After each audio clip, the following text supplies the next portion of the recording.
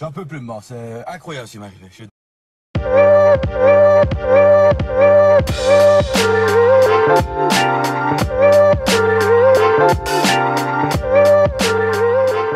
Et bonsoir à tous, bienvenue de nouveau sur la chaîne de l'Examen Crypto. Nous sommes toujours le mercredi 8 janvier 2025, il est 17h30.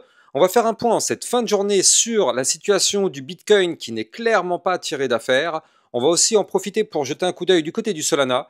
Et on va regarder ensemble que là, ce soir à 20h, il y a une news importante qui va tomber. Allez, on s'installe confortablement et on démarre. Malheureusement, avec cette cryptomap qui est toujours dans le rouge, comme vous pouvez le voir. Alors ça commence tout doucement à reprendre de la force du côté de certaines petites altcoins. On a le XMR qui reprend un tout petit peu, le XDC, mais globalement dans l'ensemble, le Bitcoin est toujours baissier et malheureusement, enfin, disons que le Bitcoin continue sa chute et donc ça continue de propulser toutes les altcoins dans le rouge. Vous le savez, tant que le Bitcoin n'aura pas repris de la force, malheureusement, les altcoins seront dans le rouge. On s'installe et on démarre, mais avant, je rappelle à tout le monde que tout ce que je vais dire dans cette vidéo n'est en aucun cas un conseil financier. C'est à vous de faire vos propres recherches et n'oubliez pas que le trading de crypto comporte des risques de perte partielle ou majeure. Allez, on démarre. On démarre donc directement avec notre Bitcoin qui pour l'instant est en train de rebondir sur un niveau clé. Mais avant d'en parler, regardez ça. N'oublions pas que là, aujourd'hui, on a eu un calendrier macroéconomique assez chargé. On a eu la création d'emplois dans le secteur non agricole, on a eu les inscriptions hebdo au chômage, donc c'est moins que prévu. On s'attendait à 214 000, on a eu 201 000, mais donc après on a eu par la suite le stock de pétrole brut, et regardez ça. Tout à l'heure, à 20h, donc là c'est dans 2h30, on va avoir les minutes de la Fed, le compte-rendu de la réunion du FOMC.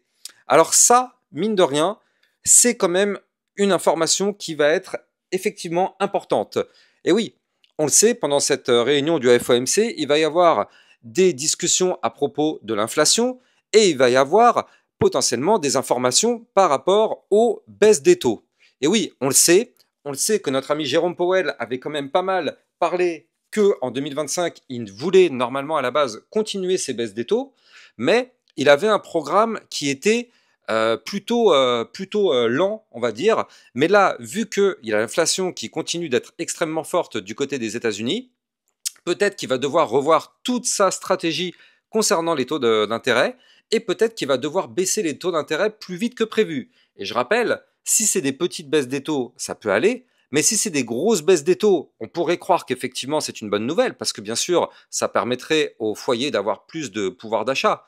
Mais si jamais c'est une grosse baisse des taux directe, ça peut aussi être très mal pris par le marché parce que ça pourrait vouloir dire que la situation est out of control, donc c'est-à-dire que la Fed perd la main sur la situation, et donc ça pourrait être vu comme un signal plutôt dangereux. Donc c'est pour ça que ce qui va être dit ce soir à 20h peut avoir des informations, enfin des impacts assez importants concernant le secteur financier et donc par répercussion sur la crypto-monnaie. Et donc justement, du côté de la crypto-monnaie, eh bien là, notre Bitcoin a continué malheureusement aujourd'hui sa phase baissière, comme vous pouvez le voir ici. On a continué de chuter. Ce matin, on était ici à 96 000. Actuellement, on est à 94 930. Alors tout de même, on a eu un petit peu de chance, c'est-à-dire qu'on est revenu retester la moyenne mobile 50 périodes qui se situe actuellement à 94 405. Et pour le moment, cette moyenne mobile, elle tient. Donc, ça nous permet d'avoir un rebond temporaire. Je dis bien temporaire parce que bon, là pour l'instant, il n'y a aucune confirmation de retournement haussier du côté du Bitcoin. Donc bon, ça reste effectivement très très très fragile. On est sur un rebond fragile, mais c'est quand même pour l'instant un rebond. Alors, encore une fois, avec ce qui va être dit ce soir, ça peut avoir des impacts quand même aussi bien à la hausse ou à la baisse. Donc attention, prudence. Si ce soir les informations ne sont pas extrêmement bonnes, on risque d'avoir une potentielle chute. Donc voilà, prudence. Maintenant, comme j'ai dit tout à l'heure, on est sur un support et surtout, pour l'instant, pour essayer de calmer un petit peu toute la vague de FUD qui est actuellement sur le marché, je rappelle que nous n'avons pas cassé le dernier point bas à 92 539 $. Donc le Bitcoin a formé un point haut plus haut que les précédents et pour le moment, on n'a pas fait de point bas plus bas que les précédents. Donc la tendance, pour le moment, est toujours, si on prend cette partie-là, haussière. Nous sommes sur une toute petite tendance haussière qui est très fragile, c'est vrai, mais on est quand même dans une tendance haussière. Maintenant, si on commence à faire des points bas plus bas que les précédents et qu'on fait des points hauts plus bas que les précédents, alors ça confirmerait malheureusement une tendance baissière, mais pour le moment, c'est pas ce qu'on est en train de faire, donc c'est pour ça qu'il y a quand même toujours un espoir. Et comme je vous le disais ce matin, tant qu'on ne break pas ce dernier point bas qui est ici, je le disais ce matin, mais justement, on a toujours l'espoir soit de former ici un double bottom, soit l'espoir même de former, de se payer le luxe, de se former ici une tas séance. Dans les deux cas, ce sont des figures chartistes bullish. Donc, vous l'avez compris, il faut absolument protéger le dernier point bas. Donc il va falloir surveiller ça. Pour l'instant, on est bien au-dessus, il n'y a pas de souci. On a quand même un autre support intermédiaire à 93 477. Donc pour l'instant, ça va. C'est effectivement, par rapport à nos porte-monnaies, pas une très belle situation. Mais disons que du côté du cours, ça reste plutôt tranquille. Je veux dire, des mouvements comme ça en crypto-monnaie, c'est monnaie courante. Donc si on n'est pas prêt à accepter ce type de mouvement-là, c'est qu'on n'est malheureusement pas prêt pour la crypto-monnaie. Et oui, avoir des moins 5, moins 10% en crypto-monnaie sur tous les jours, enfin, c'est des choses habituelles. À regarder, en l'espace de 2 jours, le Bitcoin a chuté de 7,90%. Mais ça, en crypto-monnaie, mais c'est rien. Et il faut bien se dire que sur un bull run, on aura bien évidemment encore d'autres poussées baissières pires que celle-ci. On risque des fois d'avoir des moins 20, moins 30% comme ce qu'on a déjà connu, alors qu'on est en plein bull run. Et ça, je peux vous dire que mentalement, c'est très très difficile à gérer parce que justement, tout le monde pense que c'est la fin du bull run, alors que c'est sur un retracement, alors qu'il y aura eu une poussée haussière, il y aura eu un retracement de moins 20, moins 30. Les gens vont se dire, ça y est, c'est la fin du bull run, et derrière, ça repart de plus belle. Donc ça, je peux vous assurer que mentalement et psychologiquement, c'est extrêmement difficile à gérer. Donc là, on est sur une toute petite poussée baissière. Donc c'est entre guillemets un entraînement par rapport à ce qui pourrait se passer qui serait beaucoup plus grave. J'ai envie de dire, nous on est là depuis quand même 2021, on a vécu Terra Luna, on a vécu FTX, on a vécu quand même le Covid, on a vécu plein de choses sur ma chaîne YouTube. Donc bon, je veux dire, on est quand même maintenant rodé, c'est pas un moins 9% qui nous fait peur. Allez, on continue donc du côté de notre Bitcoin. Et donc là, justement, donc si on avance dans l'analyse technique, on est en train malheureusement de perdre le ruban de moyenne mobile. Et donc ça, pour l'instant, c'est pas encore acquis. Encore une fois, la clôture de la journée n'est pas terminée. Regardez, ça se termine dans 7h21. Donc tout peut se passer, mais si jamais on clôture malheureusement en dessous des 97 065, ça voudrait dire qu'on perd le ruban de moyenne mobile. Et ça reste quand même une information plutôt négative. Maintenant, pour l'instant, encore une fois, ça va, pas de panique. Il faut quand même rappeler les choses.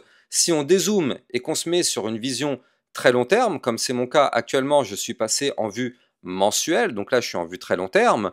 Regardons bien et voyons effectivement ce qui se passe. On a un Bitcoin qui, en vue très long terme, fait des points hauts de plus en plus haut, fait des points bas de plus en plus haut, forme une figure chartiste en épaule, tête, épaule inversée, qui, selon toute logique et de façon théorique, pourrait nous amener à 130 000 $, peut-être même 150 000 $ sur ce bull run.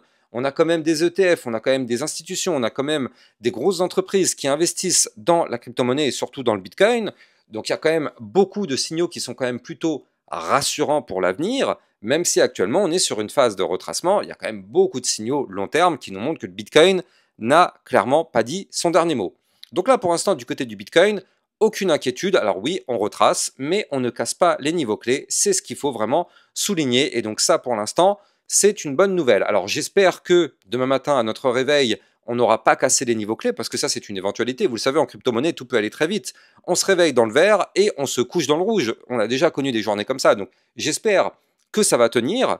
Et si jamais on doit reprendre de la force, je rappelle, hein, il faut absolument qu'on récupère ici les 98 018. Déjà, si on récupère ce niveau clé, ce serait déjà pas mal.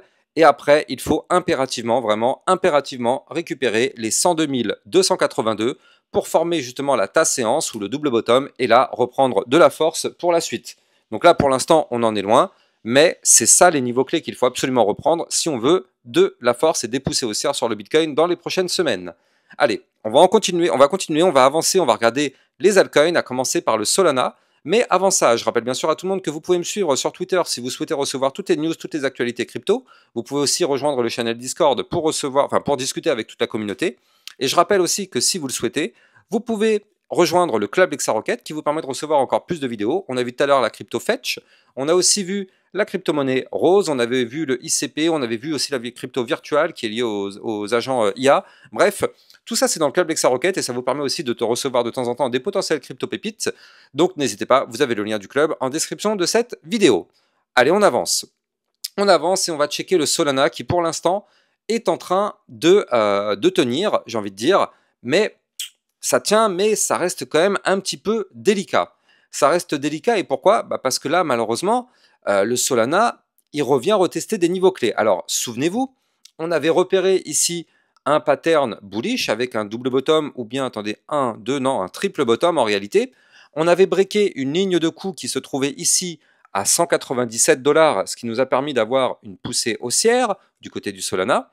Et donc, suite à ces mouvements-là, bien sûr, on a repris de la force.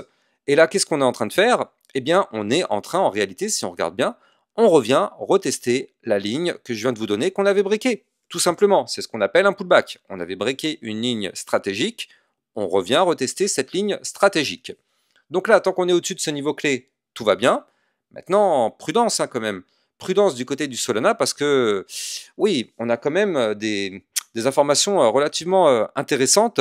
Là, on est en train de casser le ruban de moyenne mobile par le bas. Donc, encore une fois, la journée n'est pas terminée. Donc, pour l'instant, on est en train de, mais c'est pas encore validé. Mais regardez, là, on a tout le ruban de moyenne mobile qui est là. Attention, hein, attention à ne surtout pas briquer le niveau clé que je viens de vous donner. Alors après, là aussi, on retrouve une toute petite tendance haussière qui est encore, on va dire, en survie. Hein. On est en PLS, mais ça tient. Regardez ça. On a ici donc une ligne de tendance haussière. Donc pour l'instant, tant qu'on est au-dessus de cette ligne, on a encore un espoir d'avoir un rebond, comme on peut le voir. Hein. À chaque fois qu'on touche la ligne, on rebondit, on rebondit. Pour l'instant, ça tient. Donc du côté du Solana, on patiente. On patiente et on attend de voir si la ligne tient ou si malheureusement la ligne elle casse. Vous l'avez compris, si la ligne elle casse, signal baissier, pour aller chercher les 176,86 et pourquoi pas malheureusement des points encore plus bas, notamment les 164 ou encore les 157. Donc ne surtout pas casser cette ligne de tendance haussière du côté du Solana. Ce qu'on veut voir, c'est un rebond sur la ligne. On récupère le ruban de moyenne mobile, donc ce qui serait bien, ce serait de clôturer au-dessus des 206 $. Et là, dans ce cas-là, ce serait pas trop mal, on va dire, par rapport à la situation. Ce serait vraiment pas trop mal. Et regardez du côté du Solana, tant qu'on ne break pas les derniers points bas, là aussi, on retrouve une tas séance. Alors, bien sûr, je vous l'ai montré tout à l'heure, le Bitcoin est en train de former une potentielle tas séance. Donc là, vu que toutes les altcoins suivent le Bitcoin, on a sur le Solana, en tout cas, ce pattern. Alors, c'est pas toutes les altcoins qui forment ce pattern. Il y en a quelques-unes. Donc justement, moi, le but, c'est de vous trouver celles qui forment justement le pattern pour que justement, on continue de les suivre parce que c'est des cryptos qui pourront par la suite reprendre de la force plus que d'autres. Donc là, pour l'instant, du côté du Solana, tant qu'on est au-dessus de la ligne de tendance haussière, ça tient. Donc le niveau clé de la ligne de tendance haussière, il est à 193,64. Donc attention, niveau clé à ne pas casser. On va continuer, mais avant, je rappelle que vous pouvez trader toutes les crypto-monnaies en utilisant mon lien de parrainage Binance que vous avez en description de vidéo, qui vous permet d'obtenir un bonus sur vos frais de trading, et ça vous permet de trader sur une plateforme enregistrée PSAN auprès de l'AMF. Le lien est en description de la vidéo. Alors, on va continuer, on va terminer en parlant, bien évidemment, j'ai envie de changer un petit peu. J'allais dire l'Ethereum, mais je vous l'ai fait ce matin, donc on va changer un petit peu. On va jeter un petit coup d'œil du côté de la crypto Chainlink. Ça fait quelques temps qu'on n'en a pas trop parlé. Alors, du côté du Link, il faut quand même faire attention, parce que là, on arrive sur une zone dangereuse. C'est-à-dire qu'on est sur un support actuellement, un support important, c'est le support des 20,43 $. Donc là, il faut absolument que ce support arrive à tenir. Pour l'instant, on le voit parfaitement, les points hauts sont de moins en moins hauts. Les points bas sont pour l'instant de plus en plus bas, même si ici on est en train de poser sur le support. Donc pour l'instant, c'est pas notre cas, donc tant mieux, on n'est pas en train de prolonger les points bas de plus en plus bas. Donc c'est pour ça qu'on espère que le support des 20,43 $ va tenir. Maintenant, ce qu'il faut checker, c'est quand même ces bandes de Bollinger. Les bandes de Bollinger commencent à se resserrer du côté de la crypto Chainlink. Donc ça, c'est plutôt intéressant. On va voir si le support arrive à tenir. Si ça tient, ça permettrait d'avoir un rebond. L'idée, c'est de revenir rechercher les 21,22, puis les 22,92, si effectivement notre support arrive à tenir. Par contre, prudence, hein. Si le support il lâche, ce serait pour aller chercher les 20,02 $, puis les 18,12, voire même les 14,88. Donc on va surveiller tout ça tout de même. On a bien évidemment perdu ici le ruban de moyenne mobile. Donc là, en vue plutôt moyen terme, ça reste une configuration un petit peu dangereuse, bien qu'on ait quand même posé sur le support. C'est un support fragile, donc il faut que ce support arrive à supporter le cours.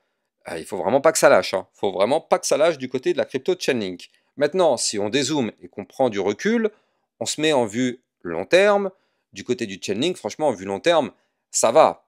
Regardez ça. En réalité, on est revenu retester tout simplement un niveau clé Fibonacci intéressant, c'est-à-dire qu'en fait, on a eu une phase haussière depuis le 4 novembre. On a poussé, on a poussé. On est passé de 9,87 $ à 30,99 $. Je rappelle que ça, sur ma chaîne YouTube, on avait largement pu anticiper ce pump, hein. Je vous avais effectivement donné, pour ceux qui étaient là à ce moment-là sur ma chaîne, les 12,98 $. On savait que si on breakait ce niveau clé, ça permettait de déclencher un mouvement haussier. On l'a eu. Et donc là, en fait, on a retracé de la moitié du mouvement haussier. Regardez, on est sur le niveau 0,5 Fibonacci, hein. Donc ça veut dire qu'on a retracé la moitié du mouvement. C'est déjà pas mal comme retracement. Alors attention, en général, les retracements vont jusqu'au 0,618 en général. Donc on peut très bien redescendre encore un petit peu jusqu'au 17,91. Après, étant donné qu'on est quand même dans une phase haussière, est-ce qu'on va aller chuter jusque-là? Bon, c'est quand même pas gagné. On est quand même sur des supports, on est sur le 0,5 Fibonacci.